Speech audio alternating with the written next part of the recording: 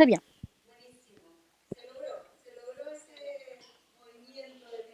On a fini avec le mouvement dans ce bloc d'apprendre et approfondir l'expérience innovatrice dans notre région qui se déroule depuis les projets de recherche appliquée de GPE dans l'Amérique latine. Pour introduire et donner les objectifs, je vais donner la parole à M. Ceballos, spécialiste de l'échange de projets d'innovation de KICS et chargé de programme de CRDI. Merci beaucoup.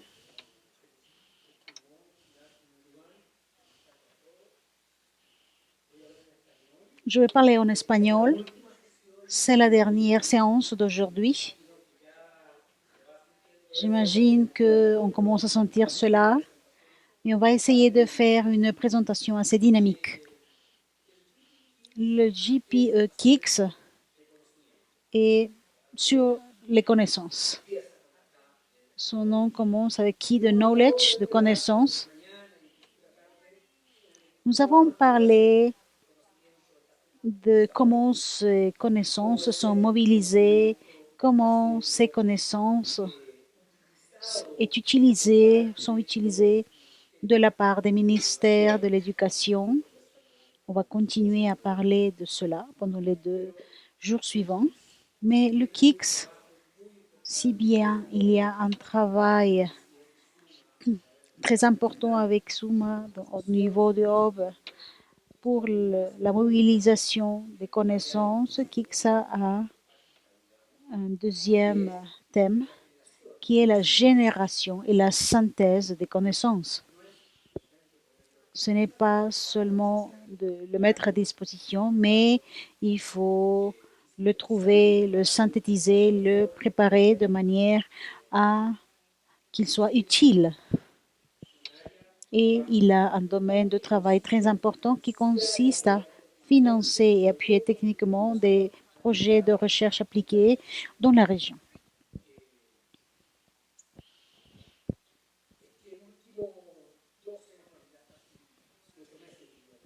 Ces 18 mois derniers, on a fait des appels à concours pour choisir de manière compétitive externe, faite à la base du mérite, de la qualité des propositions, des projets de recherche appliqués dans certains domaines clés qui ont été définis sur la base des consultations avec les pays et les ministères, entre autres.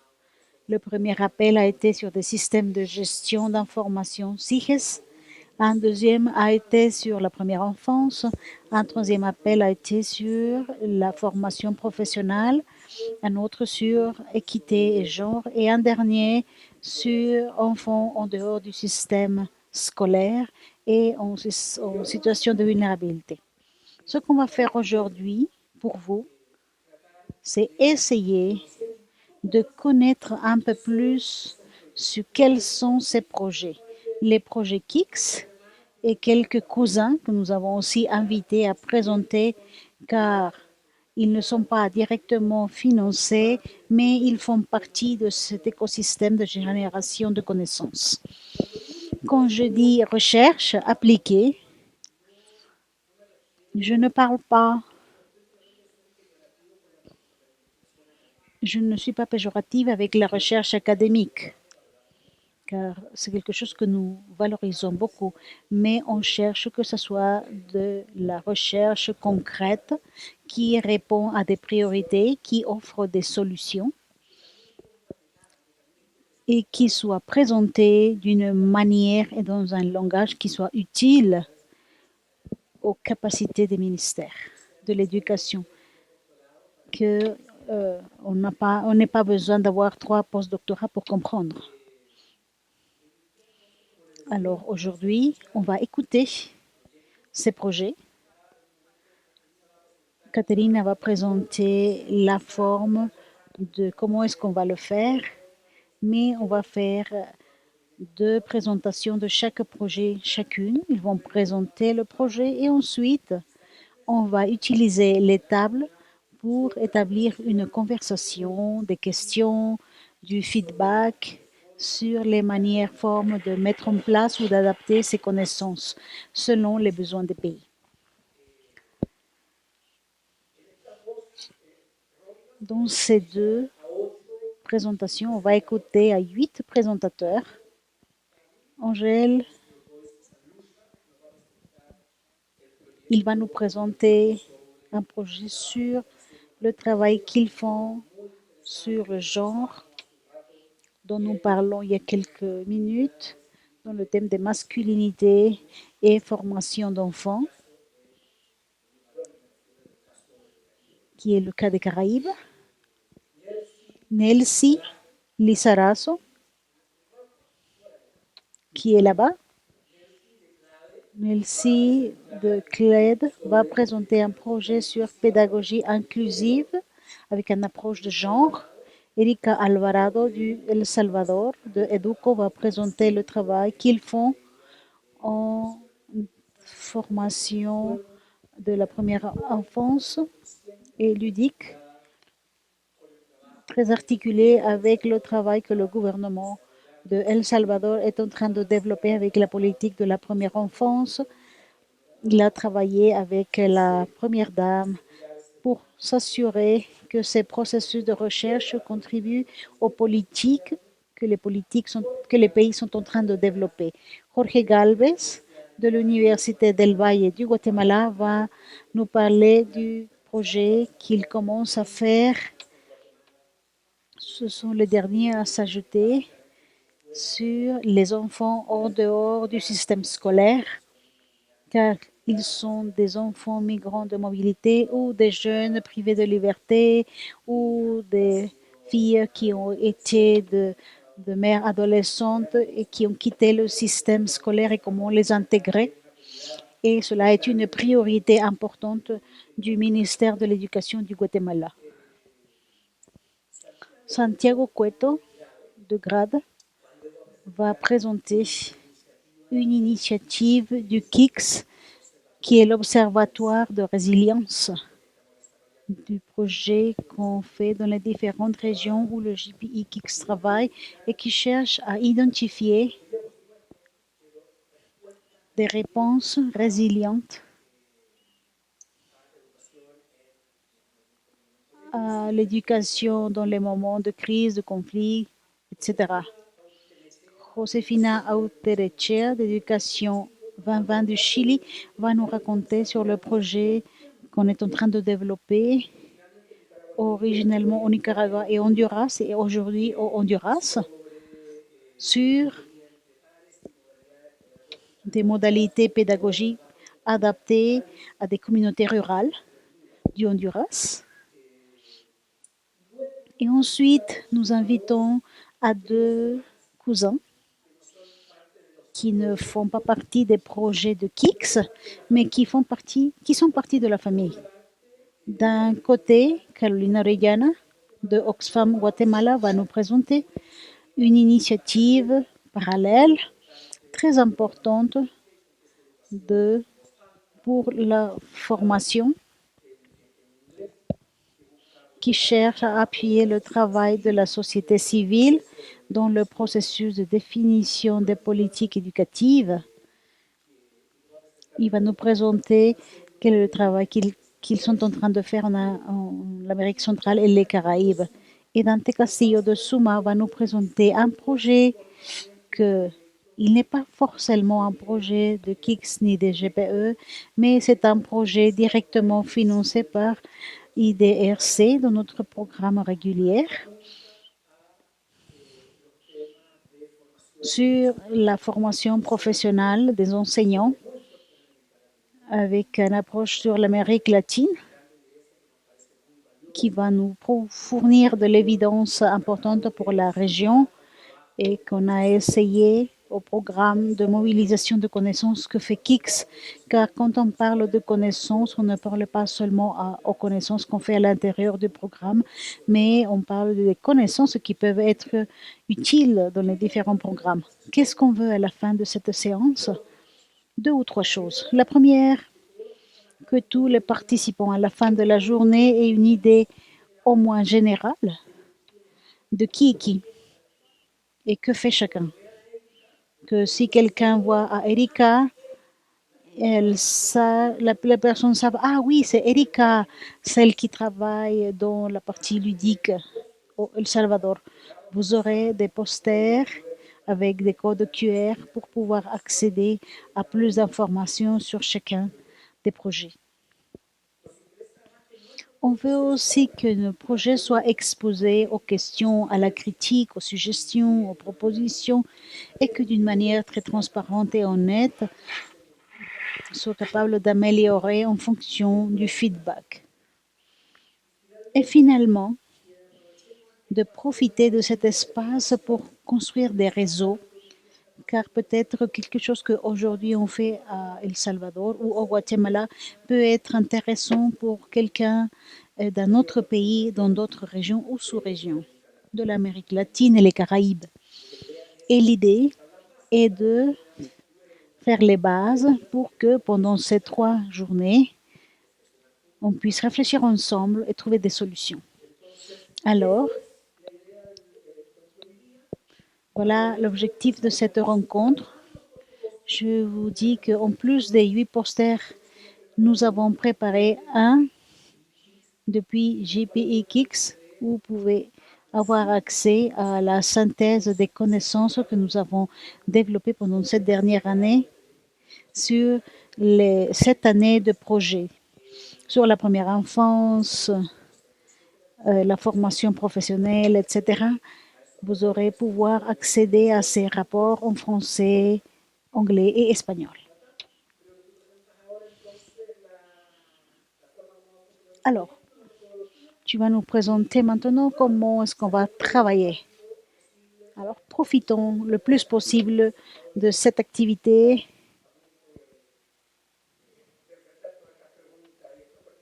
Merci à tous ceux qui vont nous présenter tous les projets de recherche. Merci beaucoup.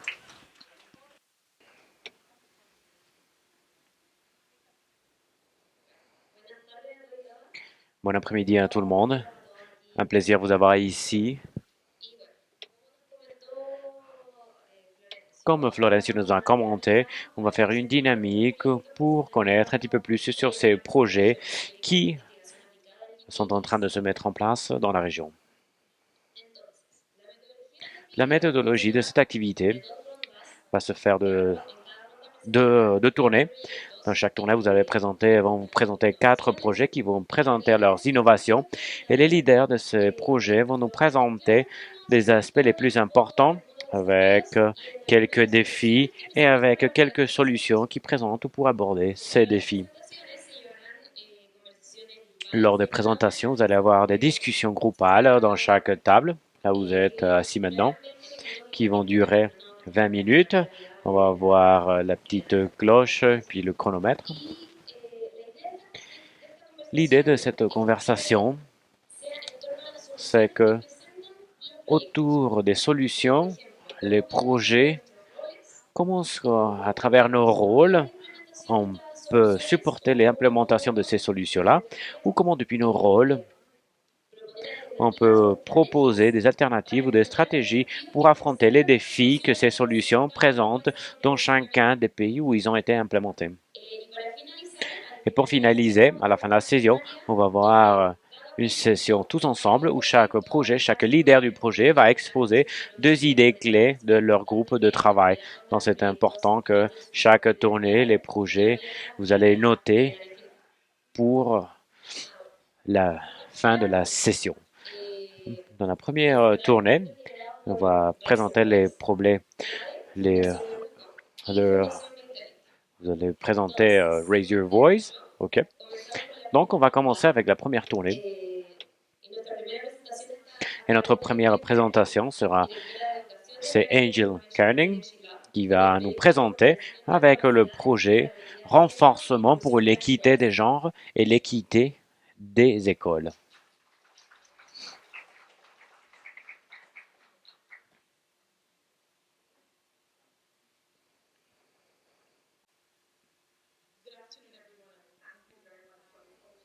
Bon après-midi à tout le monde. Merci beaucoup pour cette opportunité de partager ce qu'on est en train de faire.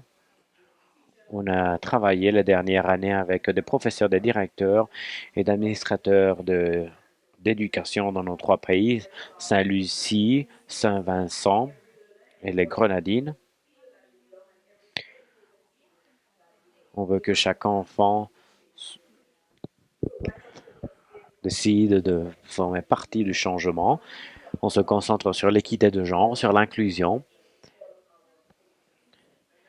et sur nourrir le potentiel humain du système. C'est la partie du programme Full Potential. On veut savoir comment créer l'environnement correct pour les enfants qui sont dans une étape initiale d'éducation. On veut que ceci soit quelque chose de continu, qu'il y ait une transition aussi de façon sécurisée et on veut partager ce qui est vraiment en train de se passer.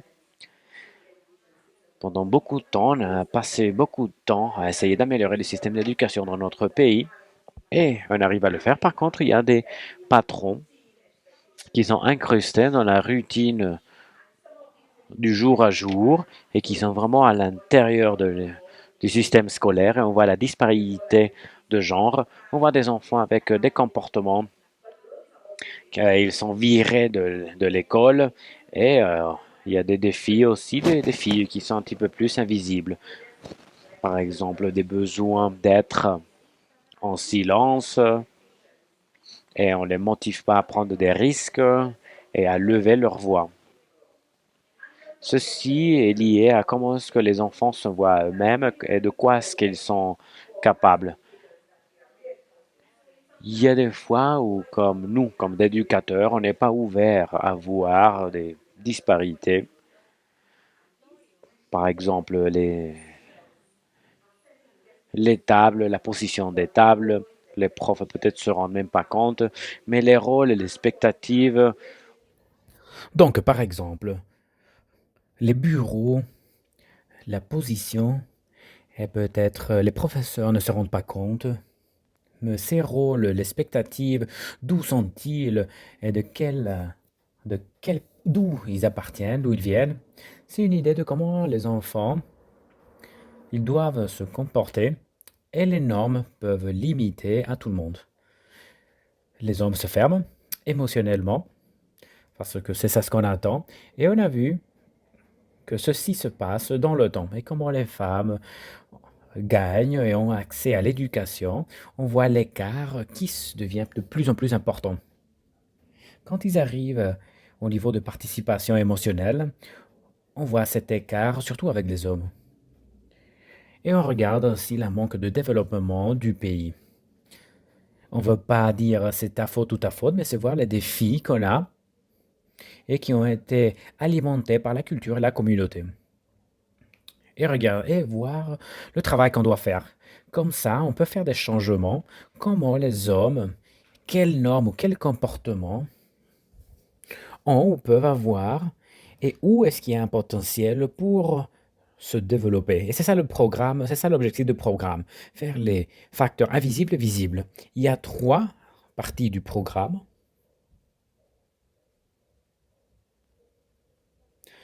Donc, il y a de la recherche et en allant des différentes données de 1300 participants au niveau d'éducation, on demande aux éducateurs de demander les pratiques du jour à jour. Surtout dans ce qui est des stéréotypes de genre. Et on a vu qu'il y a eu réflexion, qu'il y a eu un changement dans la réflexion au niveau de la routine et de comment on renforce ces règles pour les enfants.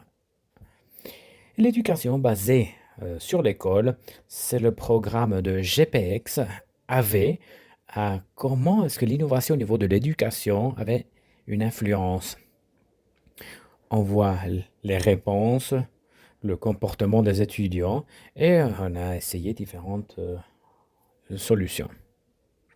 On priorise à écouter les étudiants Bien sûr, on écoute aussi les professeurs et les directeurs, mais les enfants nous ont vraiment partagé et ça nous donne beaucoup d'espoir. Au, au grade numéro un, il y a des enfants qui ont une idée très claire de à qui appartiennent certains jouets, par exemple. Donc, on voit comment le message est reçu. Dans le grade 6, on voit on voit comment les enfants se rendent compte de changements au niveau de la discipline, comment ils sont plus gentils avec les filles, on demande d'avoir les enfants un rôle un peu plus important et de montrer qui doit avoir l'initiative et qui doit être un leader. Donc, ils regardent aussi le bonheur et les enfants répondent à cela. Les professeurs et les directeurs, ils parlent des différents outils pour avoir des pratiques inclusives, comment gérer le bullying ou comment ne pas avoir un langage sexiste à l'intérieur du centre d'éducation. Qu'est-ce qu'on apprend? On apprend la socialisation dès le début. Ceci est important parce que les enfants ont besoin, ils connaissent de façon intérieure le genre. Il y a des patrons que les enfants vont questionner. Les directeurs ont un rôle pour gérer pas seulement des opérations, mais promouvoir le changement et la culture. Et aussi, la culture, c'est un problème à un niveau de scolarité qui doit être abordé en parlant du valeur de la connexion. On a parlé avec différents ministres et on a récupéré beaucoup de données et qu'on nous donne et on a vu comment ces communautés de GPIX peuvent avoir plus de connexions et avoir des subventions. Donc, ce n'est pas que au niveau du financement, mais aussi au niveau du travail. Et finalement, comment réflexionnent les professeurs dans leur pratique lidérée avec une culture inclusive, aussi au niveau de durabilité qui soit supportable. Donc, si vous voulez parler avec nous sur les outils et les données, on est là, on vous attend avec les bras ouverts. Merci beaucoup.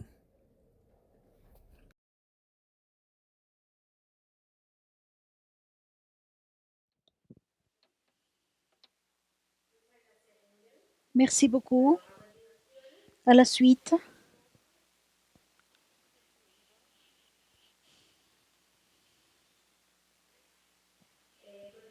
Nous continuons avec le projet pédagogie inclusive de genre pour l'éducation communautaire dans la première enfance au Guatemala et au Honduras.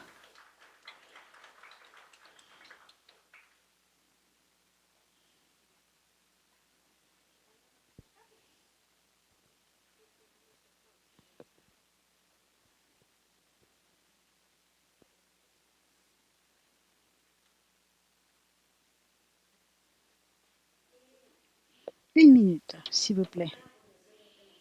C'est pour donner de l'émotion.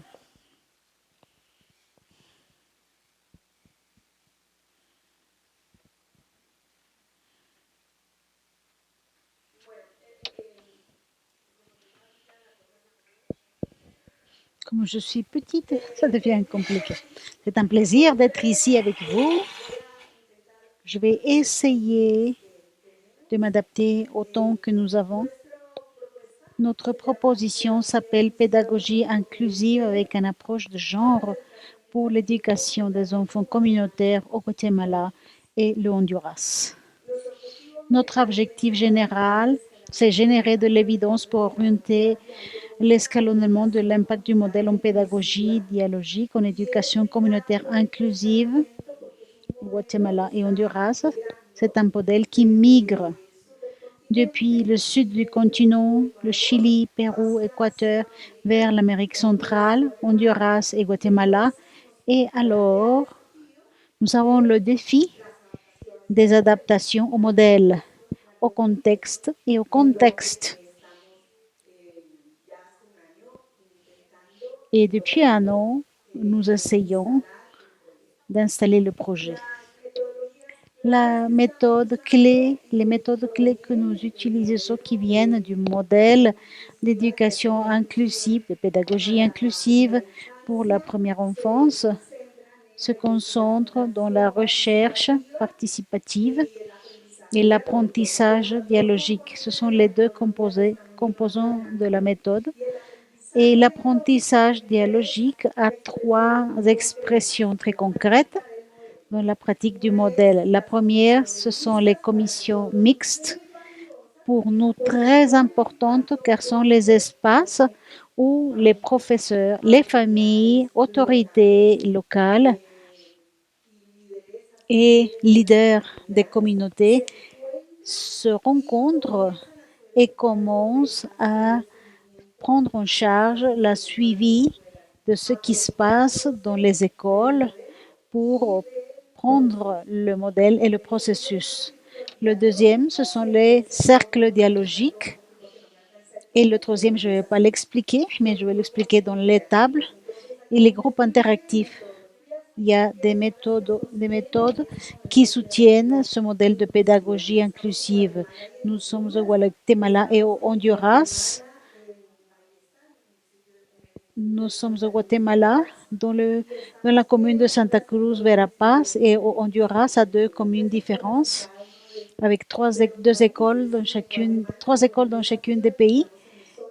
Et au Guatemala, nous sommes dans des zones de la communauté Pocomchi.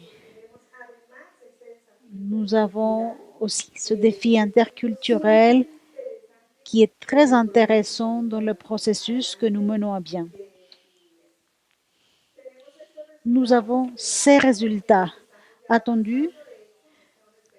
Ce ne sont pas attendus, mais nous avons déjà avancé.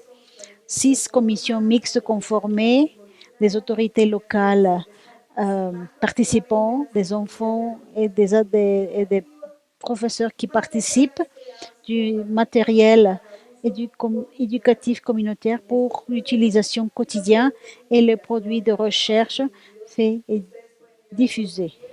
Vous pouvez utiliser le code QR pour connaître tous les produits dont je vous parle, pour que vous puissiez les utiliser et les lire, car c'est pour cela. Et finalement, nous avons les défis. On nous a dit 3, et voilà les défis que nous avons trouvés et sur lesquels on propose des solutions concrètes. D'abord, c'est le manque de formation des professeurs. Ici, on a parlé beaucoup sur cela. Le manque de lien entre la communauté et l'école. Et nous pensons que c'est peut-être le plus grand défi que nous avons trouvé, car le modèle suppose le renforcement du lien entre la communauté et l'école. Depuis notre point de vue, il est très difficile, même voire impossible, de traiter la première enfance sans les communautés. L'école toute seule n'arrive pas à le faire et elle ne devrait pas le faire non plus, car les communautés sont co-responsables de la protection de la première enfance. Et le troisième, c'est le soin non équitatif qui est sur le rôle des soins de la première enfance dans les communautés. Nous savons tous que ce sont les femmes qui ont le rôle, qui est comme une charge, et la participation des hommes reste très petite. Nous travaillons sur le thème des masculinités, mais on ne le travaille pas comme masculinité, car c'est une question de pertinence culturelle et qu'il faut savoir respecter. Mais on travaille sur les rôles des soins que hommes et femmes doivent et peuvent partager pour protéger et éduquer la première enfance. Alors, dans les 3 défis, nous avons des propositions alternatives concrètes dans le projet. Très concrètes que je ne peux pas dire ici parce que je n'ai pas le temps, mais je vais le faire dans la table. Mais je peux vous dire qu'on parle de soins équitatifs qui est en relation à être conscient des propres rôles en relation à la première enfance pour hommes et femmes et potentier les rôles nouveaux entre hommes et femmes. Très intéressant ce qui est en train de se passer avec les hommes dans les communautés et aussi avec les femmes, parce que c'est parfois les femmes qui alimentent ces rôles masculins. Ce ne sont pas eux, mais c'est elles. Donc il faut travailler avec hommes et femmes. La sonnette est déjà là, mais je pense qu'on aura le temps de parler plus en détail après. On peut se demander qu'est-ce que cela a en relation avec les apprentissages, avec la lecture, avec l'écriture, les mathématiques. Mais depuis notre point de vue, a beaucoup de relations, car ce qu'on est en train de travailler, c'est un changement d'une approche, la possibilité de créer des dialogues entre la communauté, les professeurs et les enfants, la possibilité de construire une atmosphère absolument bénéficieuse pour l'apprentissage. Si l'environnement d'apprentissage est bon, meilleur sera le résultat d'apprentissage. Et voilà.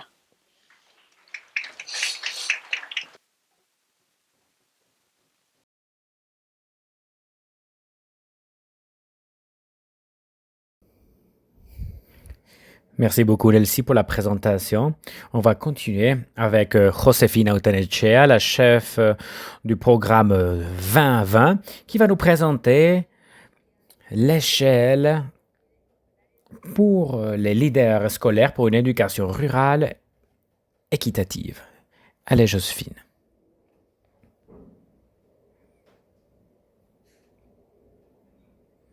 Je vais essayer. Donc, bon après-midi à vous tous. On est très content de pouvoir être ici pour pouvoir partager une partie de notre projet, le projet de TEPA, un projet de GPEX. Qu'est-ce qu'on cherche? On cherche de créer un modèle et l'implémenter à escalabilité pour amener l'éducation à les écoles rurales, comme disait Florencio, au Nicaragua et au Honduras.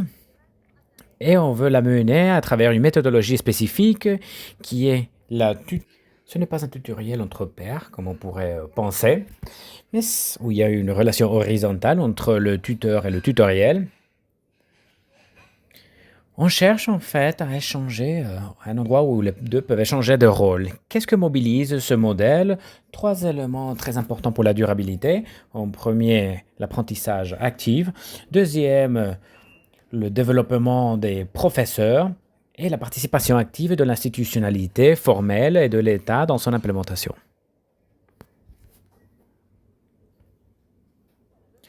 Donc on l'a développé en 3 étapes. Principalement, l'initiale, elle a été au Nicaragua et au Honduras. Avec les résultats, on a pu créer des relations avec le secrétariat de l'éducation de l'Honduras qui est là. Et principalement à cause de l'intérêt qu'eux ils ont au développement des professeurs et au développement des enfants aussi, avec le plan de récupération d'apprentissage. Dans ce contexte, on a pu approfondir l'implémentation et on a eu des résultats durs et concrets, surtout dans le changement de croyances des professeurs. On sait que c'est une dimension fondamentale pour le changement des pratiques. Et pourquoi pas, le Salvador peut-être nous parle de la culture de l'école. Avec ces données-là, on a pu rendre plus fort notre modèle. Et là, on a un modèle qu'on peut dire que c'est un modèle chargé de réalité pour l'Honduras. C'est un modèle qui donne un sens au Honduras et qui favorise énormément leur appropriation et aussi les interpelle dans leur implémentation. Donc, on est dans un processus de collaboration pour pouvoir le développer. Je vous partage 3 réflexions après de l'expérience. On veut qu'il y ait un sens commun très fort, mais avec une compréhension commune qui va nous permettre de reconnaître des codes mais aussi co-construire des codes avec cette initiative-là. Un autre élément qu'on veut partager comme apprentissage, c'est lié à la création des liens pour développer un modèle d'escalabilité. Et ceci est basé en relations humaines. Il ne faut pas oublier ça. La plupart de la durabilité des institutions, c'est vraiment maintenir les relations humaines. Ça prend du temps. Il faut vraiment mettre l'amour. OK. Et dernier apprentissage clé, c'est l'articulation entre institutions. Le monde académique, le monde de l'État, les organisations de l'État civil, nous tous on fait partie de cette construction.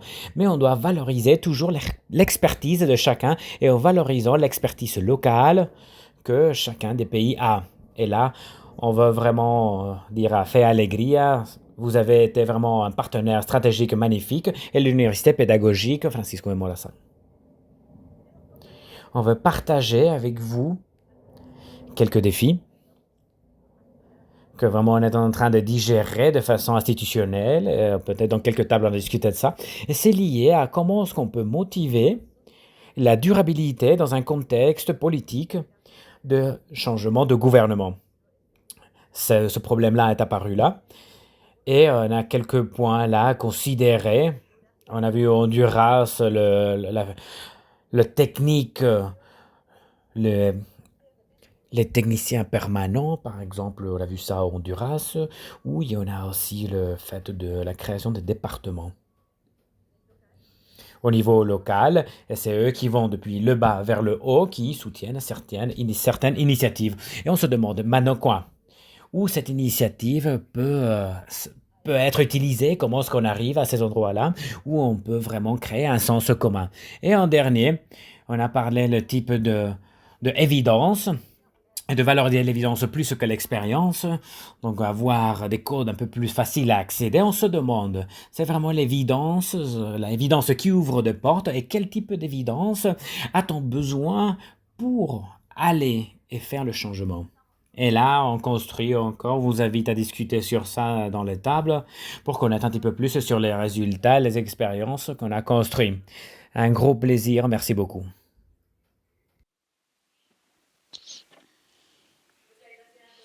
Merci, Josefina, pour ta présentation. Et maintenant, on va faire la dernière présentation qui est responsable de M. Hidalgo du centre éducatif de l'Université del Valle,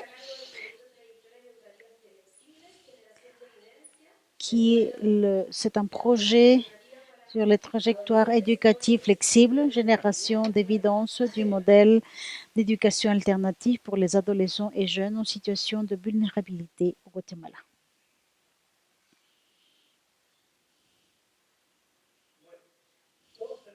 Bien, nous avons tous droit à l'éducation, n'est-ce pas?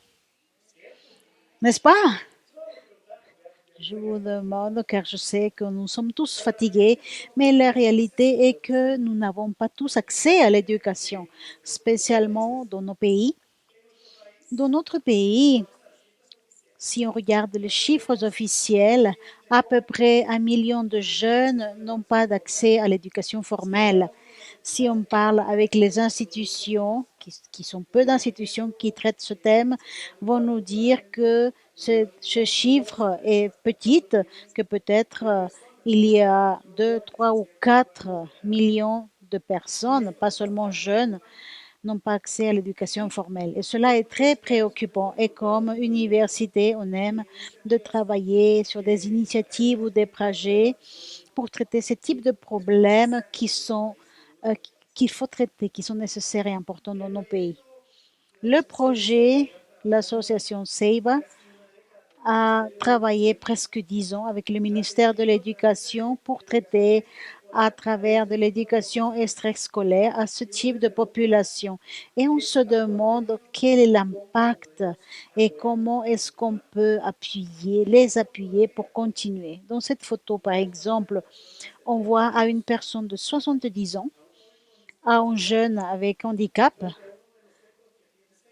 devant un centre de CEIBA. Et on se dit, cela devrait être naturel, facile, logique.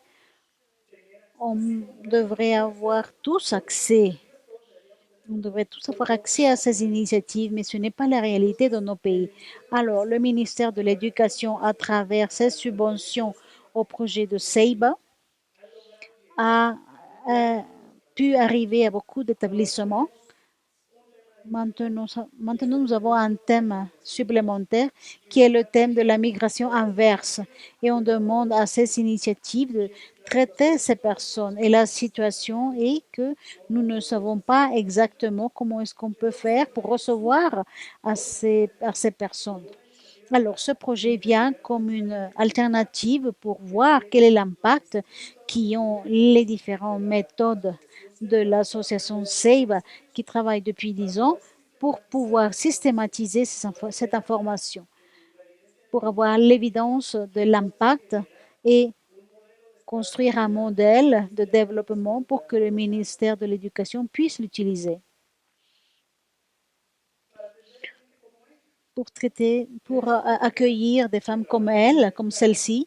C'est une femme qui travaille dans un marché, qui doit vendre ses produits, mais qui veut étudier. Et si ce n'est pas par des méthodologies flexibles, elle n'aurait pas la possibilité d'étudier. Ici, nous avons une personne qui aide son progrès, qui va l'aider, qui est son soutien. Et de cette manière, cette femme va pouvoir continuer à étudier. Et on peut voir quel est l'impact, mais on ne l'a pas encore systématisé.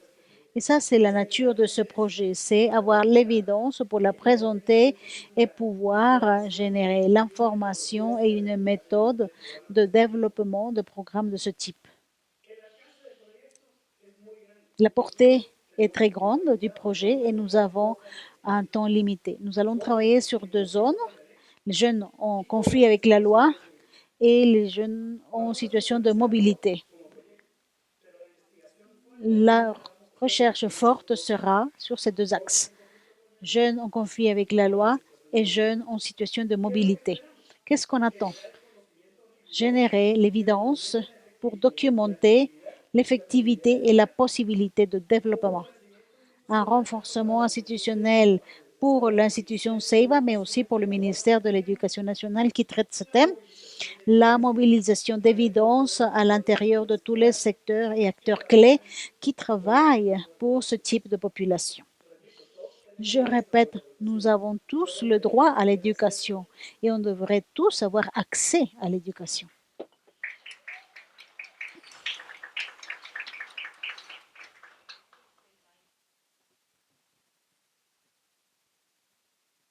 Merci beaucoup, Jorge. Merci beaucoup à vous tous qui ont présenté dans cette première tournée qu'on vient de finir. Donc, j'invite maintenant à tous les leaders à se mettre devant vos pancartes et à tous les invités à se mettre autour de les pancartes, autour des tables aussi, pour pouvoir commencer avec la conversation.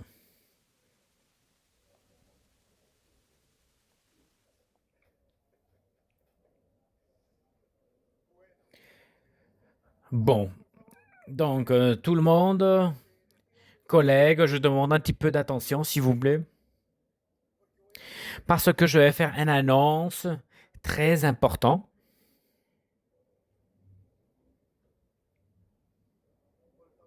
S'il vous plaît. En premier, je veux vous remercier, vous féliciter parce que on sent vraiment dans la chambre le niveau d'énergie et de engagement dans chacun des groupes. Je pense que c'était une conversation très, très sympa. Et je vais faire une annonce. Je pense que ça va être l'annonce le mieux reçue de toute la journée. Et c'est que si on allait avoir une deuxième tournée de présentation. Vous avez fait tellement bien le travail dans cette session que je pense que vous méritez qu'on finisse en fait la journée aujourd'hui. Et la deuxième tournée de présentation va se faire demain à l'heure de networking, ok?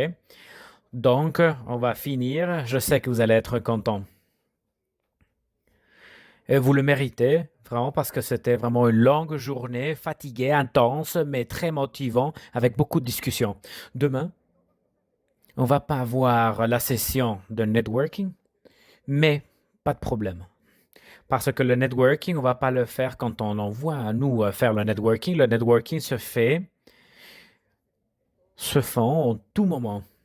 Utilisez les temps des coffee break, utilisez le déjeuner, utilisez vraiment tous les moments que vous avez pour pouvoir continuer ce processus. Je pense que ce qu'on a fait aujourd'hui, là maintenant, c'est très intéressant parce qu'on commence à voir de façon concrète quel lien peut-on créer, peut-on établir entre les projets et la réalité des autres pays ou les autres projets qui travaillent aussi dans la région. Il faut utiliser ça. Aujourd'hui, on a une première tournée. Demain, on va faire la deuxième tournée, comme je vous disais, l'après-midi. Et maintenant, je donne la parole à Carla pour donner quelques observations finales. Merci beaucoup à tous. Merci beaucoup. Je crois que ça a été une journée intense, comme disait Florencio, inspirante. J'espère avec beaucoup d'apprentissage, l'échange d'expérience. Je pense que vous allez très bien profiter de la part de tout le monde. Donc, on va vous laisser vous reposer pour un petit moment. Et à 20 heures, on va se donner rendez-vous ici pour le dîner. Le dîner qui va être plus soulagé pour continuer à partager entre nous et dans laquelle on va voir la présentation de Rukmini Banerjee, la directrice générale de la Fondation Pratham et le prix Gidane 2021 pour le développement de l'éducation. Ça va être un espace très inspirateur pour continuer à partager sur l'apprentissage. Elle va nous partager toute son expérience qui nous emmène depuis Pratham et Yidam. Donc, allez vous reposer. On se revoit ici à 20 heures. Merci beaucoup.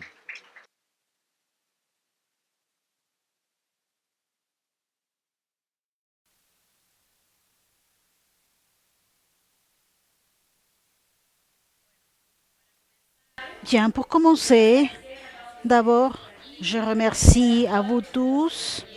Je remercie les 4 présentations d'hier.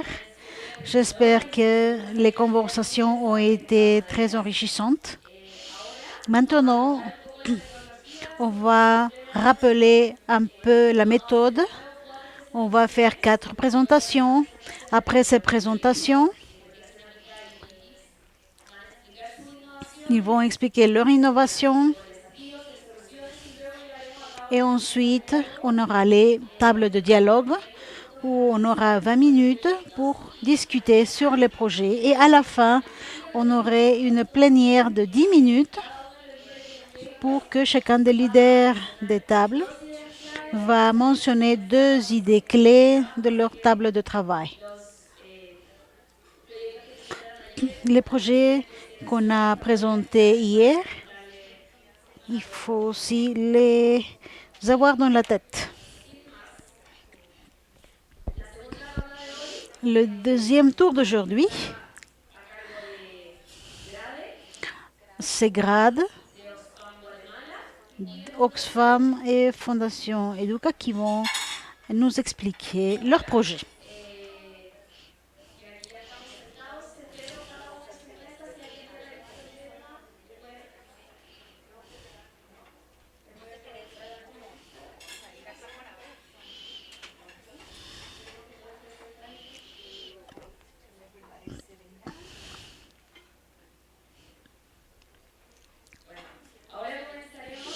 Nous allons commencer avec la présentation de Santiago Cueto, chercheur de GRADE, qui est chargé du projet de l'Observatoire pour la résilience éducative en Amérique latine et les Caraïbes.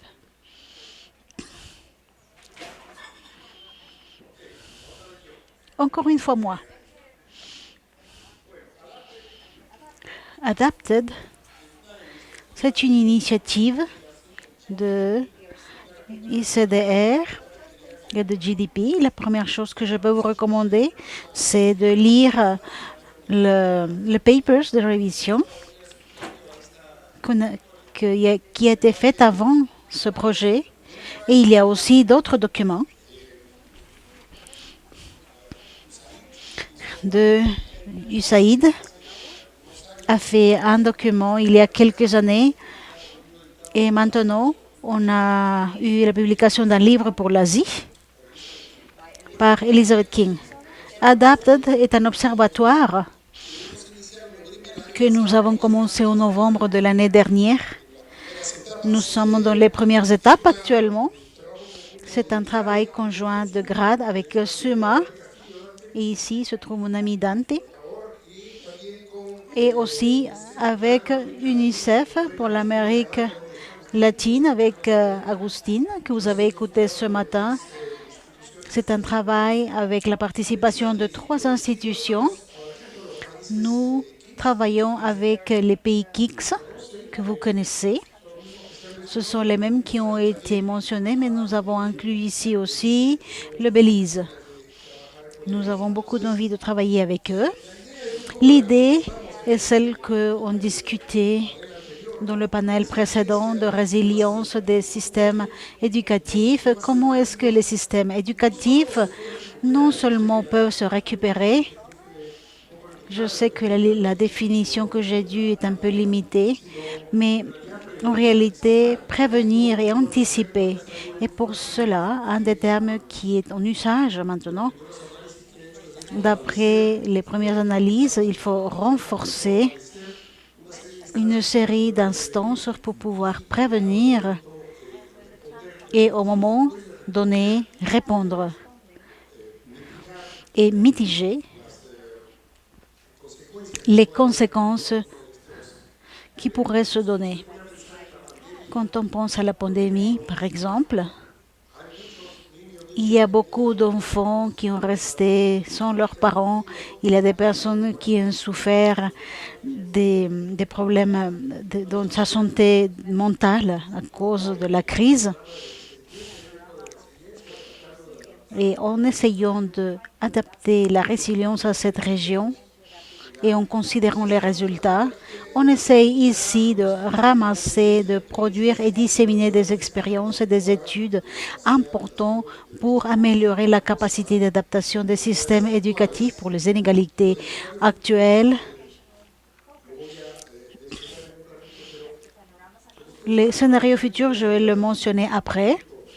Mais vous connaissez l'esprit de ICDR. Le travail, ce n'est pas seulement de produire des informations, mais apprendre avec les acteurs et avoir de l'influence dans le futur. La première chose qu'on a fait, c'est un rapport comparé dans le site web. Quelqu'un a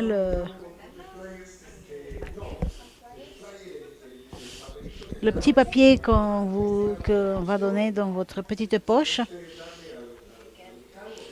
Et si vous pouvez scanner, vous pouvez trouver le site web. Et on a fait une première analyse du terme résilience et des termes similaires qui apparaissent dans les lois d'éducation, dans les plans éducatifs et dans les curriculums, le programme d'études des 11 pays qui participent. Et nous avons trouvé que le terme n'apparaît pas, que même si le terme n'apparaît pas, je m'excuse que cela n'est pas en français, mais si vous scannez le code, vous allez aussi le voir en français. Je disais qu'on a fait un rapport comparé en regardant les termes qui s'utilisent, le type de situation qui vont au-delà des désastres naturels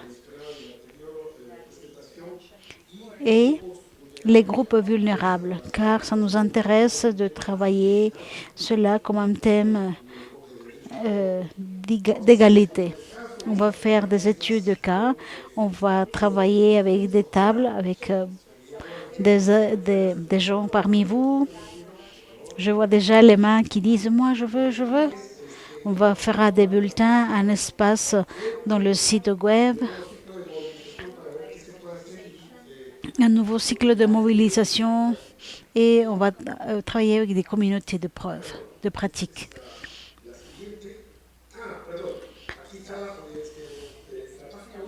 Le site web, vous pouvez la trouver. Et ici, vous avez mon contact, mon courriel, celui de grade, pour m'écrire pour continuer à discuter. Vous êtes tous invités.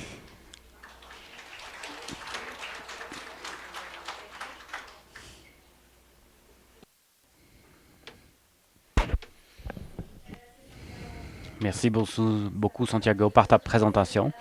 On va continuer avec Dante Castillo, directeur des politiques d'innovation de Suma et leader de l'initiative pour la prise de pouvoir des professeurs. Merci beaucoup, Catalina.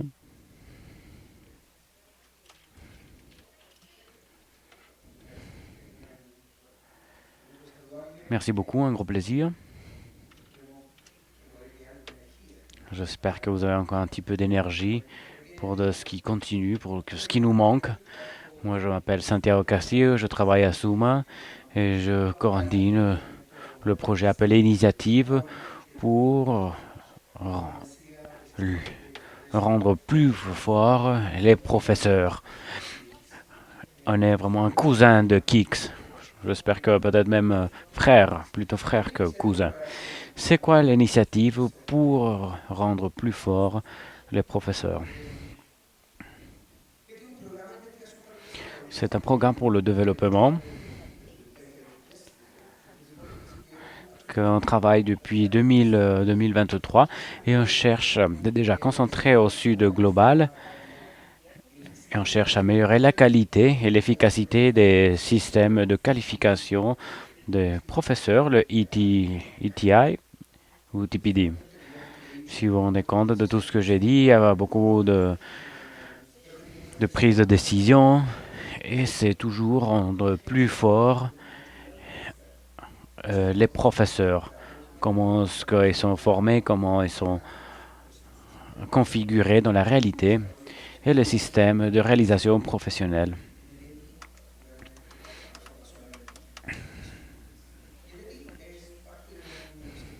L'ETI, c'est partir d'un écosystème de IDRC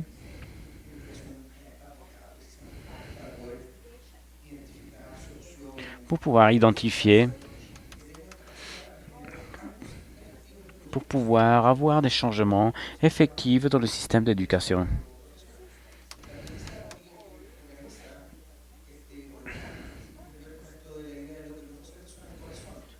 Et comment les profs sont le cœur de cette transformation. Et comment le nucléo pédagogique, comment peut-on transformer ce qui se passe aussi dans les salons de classe. On doit partir d'un système de développement professionnel et ça résonne avec la présentation du matin, surtout avec Lorette, Yuri et Raphaël. Mais dans le cas de Letty, on fait le point fort sur le système de développement professionnel. On commence qu'on peut identifier ces mécanismes.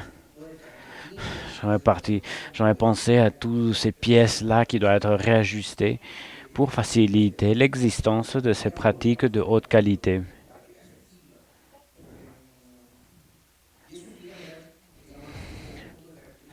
Donc c'est un ensemble de caractéristiques des systèmes. Son institutionnalisation dans le système de centralisation, par exemple. S'ils sont bien centralisés ou pas centralisés, comment est-ce que les décisions se prennent, la cohérence entre les différentes composants depuis la formation initiale, la formation en service. Comment approvisionner, quelles ressources dans les universités et comment ceci se donne dans les systèmes ou qui sont concentrés dans le système de ETI. Et là, on peut identifier différentes caractéristiques des systèmes. La question, c'est dans quel contexte, quelles innovations peuvent donner de pouvoir aux professeurs pour améliorer leurs pratiques et comment ces innovations peuvent être implémentées à échelle. Des échelles plus hautes, ce sont des éléments cruciaux qu'on est en train de travailler. À Letty, plus de 20 organisations de différents pays du monde. Un programme avec beaucoup de présence dans le sud global. Et je peux dire, il y en a 3 d'autres projets clés très importants. La génération de connaissances à échelle, le rendre plus fort les capacités des acteurs et de voir quel modèle on utilise pour pouvoir avancer. Quel modèle arrive à transformer les systèmes pour avoir des systèmes un peu plus équitatifs, pour avoir une distribution et une offre d'opportunités de formation des professeurs et en prenant en charge l'efficacité du système. Avoir des initiatives qui viennent, qui sortent, ça c'est bien sûr inefficient. Et comment utiliser ça et comment tout cela est pensé avec les systèmes qui existent à l'heure actuelle et comment ils peuvent jouer avec cela.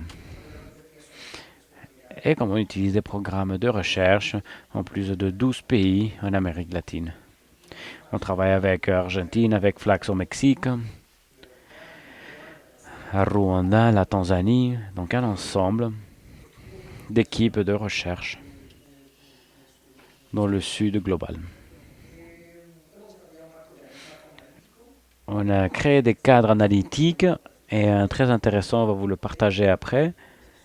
Et on peut le voir dans la conversation dans le poster. Et c'est précisément un cadre analytique pour incorporer la perspective GESI, le Gender Inclusion,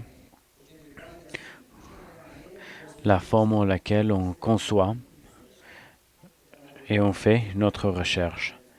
Il y a aussi des activités de formation pour rendre il y a des cours en ligne pour supporter les gens qui travaillent dans la recherche, les gens qui travaillent dans les programmes. Et on travaille aussi avec l'influence, en créant aussi des réseaux de travail en Amérique latine. Donc beaucoup de collègues qui sont ici participent dans ces instances-là de formation. Et avec ça, je finis.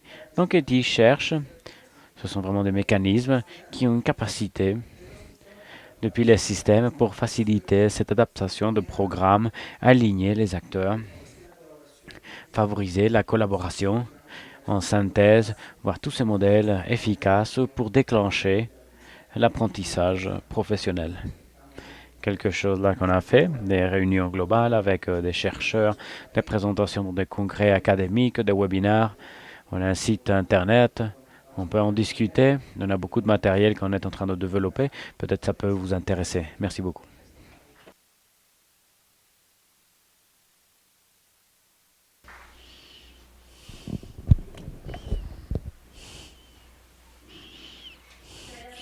Merci beaucoup, Dante. Maintenant, on va donner la parole à Carolina Orellana, qui est la coordinatrice d'Oxfam et qui va nous présenter le projet Éducation à voix haute.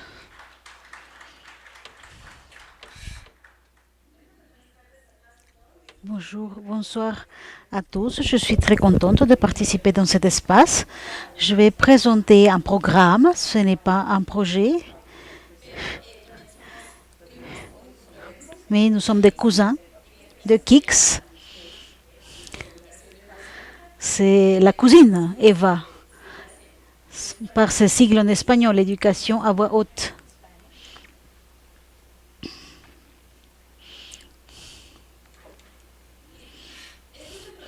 Voilà le programme, éducation à voix haute. C'est du Fonds mondial pour l'éducation, JPI, et il est géré actuellement par Oxfam Danemark.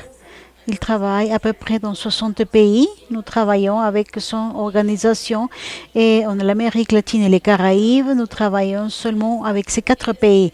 C'est-à-dire, nous sommes la région plus petite du programme, mais avec des procédures significatives au niveau de l'incidence.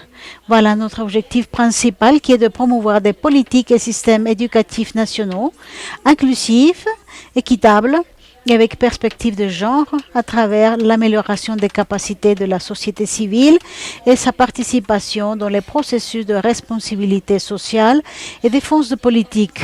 Nous avons 3 objectifs supplémentaires. Le premier, c'est renforcer la participation de la société civile nationale dans la planification, le développement de politiques et le monitoring de l'éducation inclusive avec perspective de genre. Dans ce premier objectif, nous travaillons directement avec les coalitions nationales d'éducation de ces 4 pays.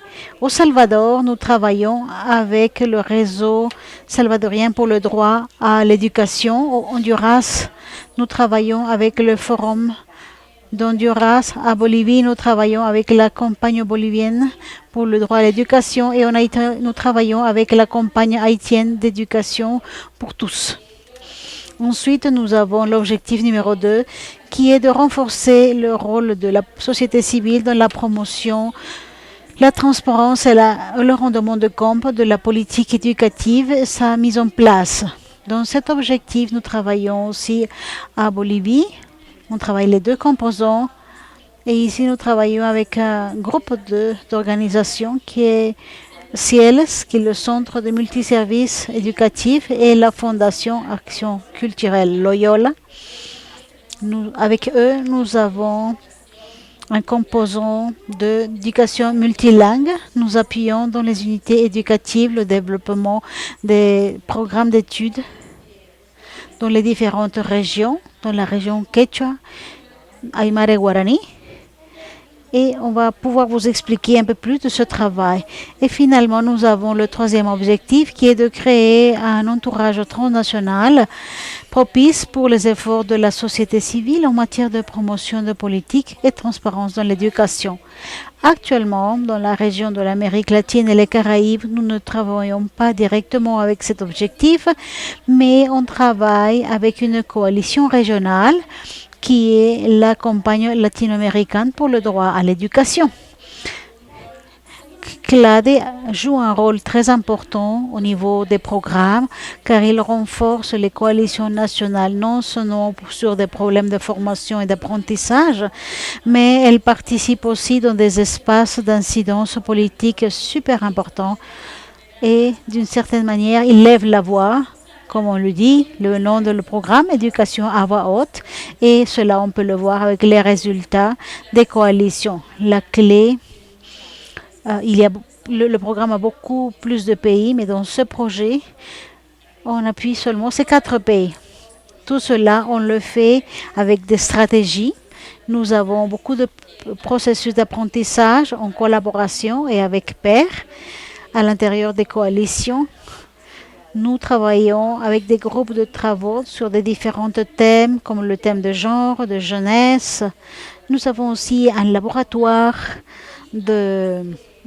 pour obtenir des fonds et on essaye d'avoir un apprentissage plus riche.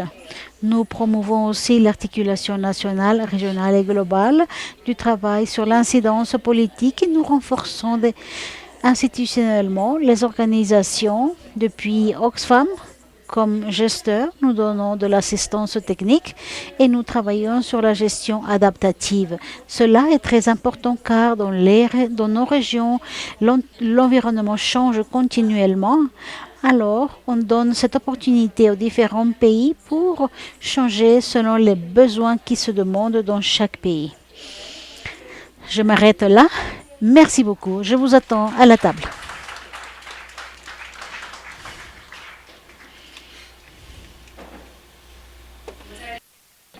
Merci beaucoup, Carolina. On va continuer avec notre dernière présentation de notre World Café, qui est, ça dépend d'Eric Alvarado. Lui, il est de l'association Educo du Salvador et mise en échelle d'un modèle d'apprentissage par le jeu pour l'éducation de la petite enfance au Salvador.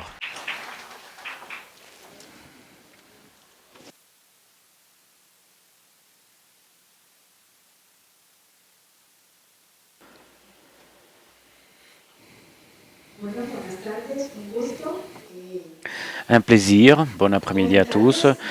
Je voulais vous en parler. J'ai visité une fois un cercle de familles au Salvador de la zone rurale. Des espaces avec Fondation Educo, on travaille. Ça fait 12 ans qu'on travaille avec la petite enfance. Et j'ai eu l'opportunité de discuter avec une petite fille de 5 ans qui s'est rapprochée de moi et qui m'a dit fermement, quand je joue, j'apprends et Je suis très content. Elle s'appelle Sophia, sans savoir que Sophia, de 5 ans, a résumé ce que je vous raconte aujourd'hui. Un pari institutionnel, un effort de la GP Kids, IDRC, et une alliance avec Fondation Educo comme implémentateur et notre partenaire, l'Université pédagogique du Salvador. Le projet J'apprends en jouant, en montant un modèle d'apprentissage à travers le jeu pour l'éducation au Salvador. Comme projet, ceci consiste à que on cherche à contribuer dans un développement intégral de la première enfance. Et comment veut-on faire ça?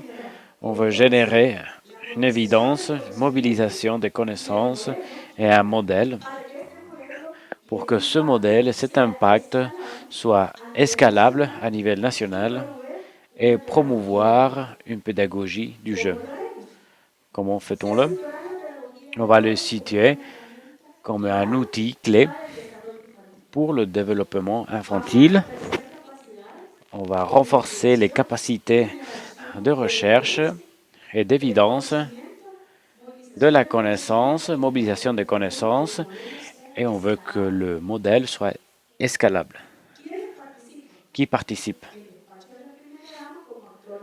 La première dame, le ministère de l'Éducation, appelé Grandir tous ensemble, et bien sûr la plateforme clé de la GPI, les groupes locaux de éducation, où on a déjà présenté les projets et ce sont des partenaires clés pour créer cette évidence, faire bouger les connaissances et en ayant des experts en éducation, on est en alliance avec le groupe d'éducation locale pour que ce modèle devienne une politique publique, tant au niveau local, national et possiblement international.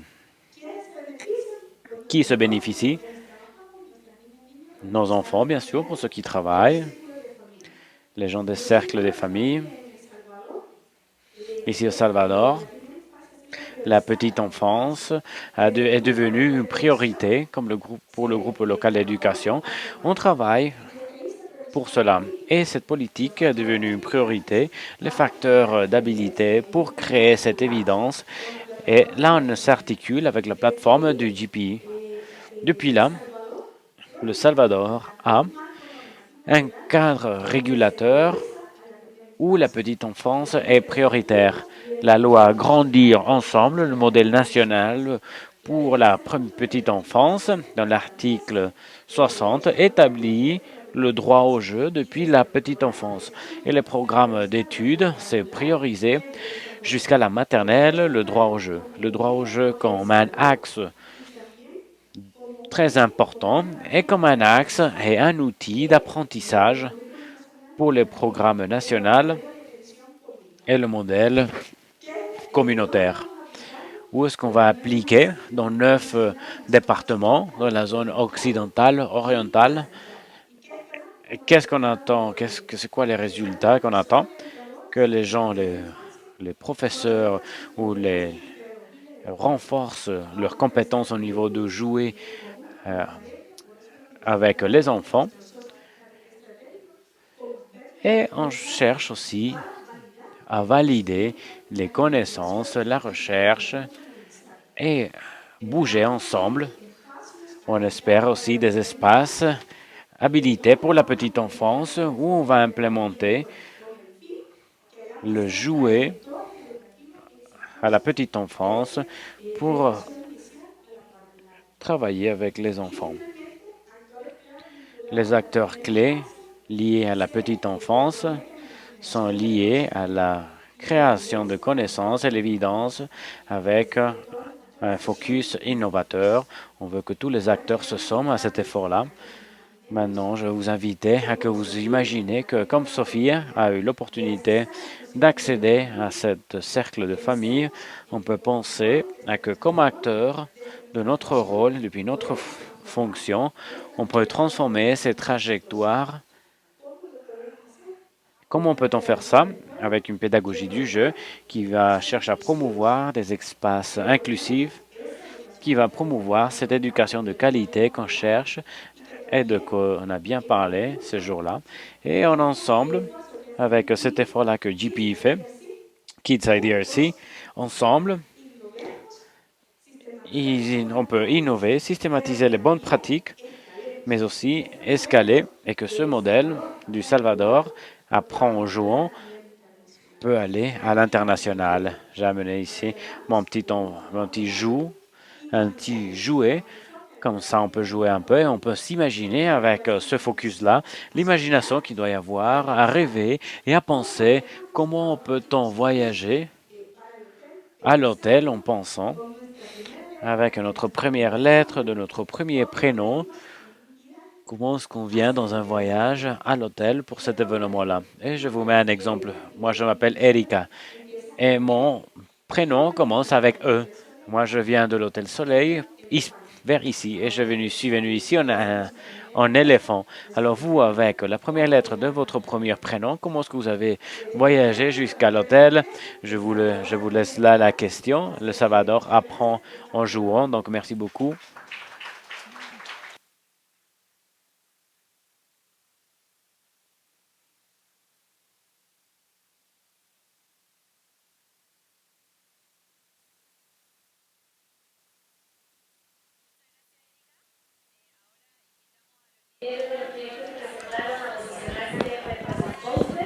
Alors, on demande aux présentateurs d'aller près de leur tableau et le reste des participants, vous pouvez discuter avec eux pour avoir plus de détails. Notre dernière goutte d'énergie.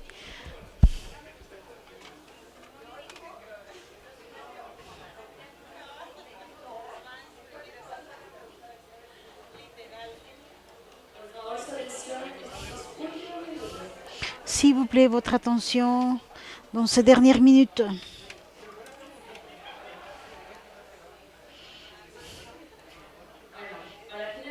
Bien, pour finir l'activité et pour promouvoir les connexions entre nous tous, on vous invite à scanner le code QR qui contient un formulaire avec une question sur une liste des projets de JP LAX qui ont été présentés pendant ces 2 journées et vous allez pouvoir choisir 3 projets pour continuer à discuter demain ou dans le futur proche.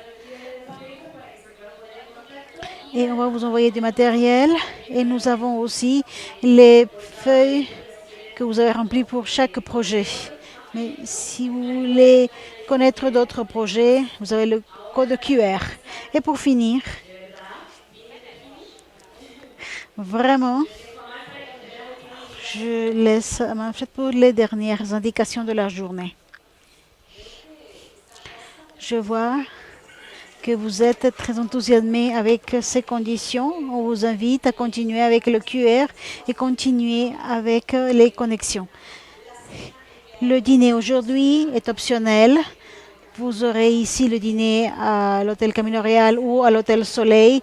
Si vous voulez faire une promenade, vous pouvez aussi le faire tranquillement, sachant qu'il y a un peu de pluie. Et demain, on commence à 9 h exact. Ceux qui se sont inscrits pour la visite guidée, n'oubliez pas d'apporter des vêtements qui sont confortables pour avoir une bonne visite. Et maintenant, reposez-vous. À demain. Merci beaucoup. À demain.